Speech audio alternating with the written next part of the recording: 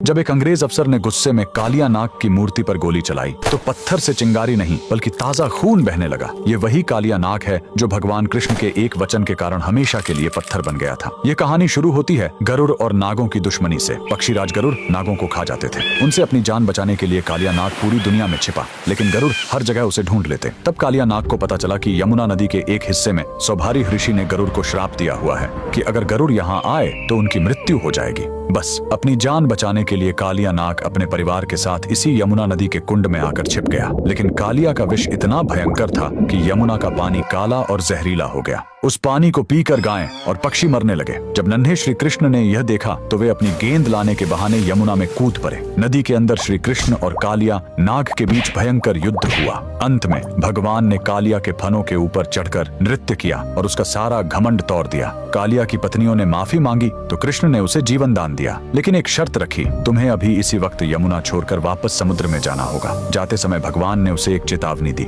जाते समय पीछे मुड़कर मत देखना, वरना जहाँ देखोगे वहीं पत्थर के हो जाओगे। कालिया नाग अपने परिवार के साथ निकल पड़ा, लेकिन जैसे ही वह ब्रज की सीमा पर स्थित जैत गांव के पास पहुंचा, उसके मन में एक बार फिर वृंदावन को देखने का मोह जाग उठा। उसने सोचा एक आखिरी बार देख लूं, और जैसे ही उसने पीछे मुड़कर देखा, श्री कृष्ण के वचन अनुसार वह तुरंत वहीं पत्थर की मूर्ति में बदल गया। कहा जाता है कि उसकी पूंछ आज भी जैत गांव के जमीन के नीचे से लेकर वृंदावन तक फैली हुई है। सदियों बाद जब भारत में अंग्रेजों का राज्य आया तो उन्हें इस कहानी पर विश्वास नहीं हुआ। सच्चाई जानने के लिए एक अंग्रेज अफसर ने मूर्ति के आसपास खुदाई शुरू करवाई, लेकिन खुदाई का कोई अंत ही नहीं मिल रहा था। झल्लाहट और गुस्से में आकर उस अफसर ने अपनी बंदूक निकाली और कालिया नाग की पत्थर की मूर्ति पर गोली चला दी। तभी पत्थर के उस घाव से खून की धारा फूट पड़ी। ये चमत्कार देखकर अंग्रेजों की रूह कांप गई और वे वहां से दुम दबाकर भाग खड़े हुए। आज भी जैत गांव में वह मूर्ति मौजूद है। कमेंट्स में जय श्री कृष्णा जरूर लिखें।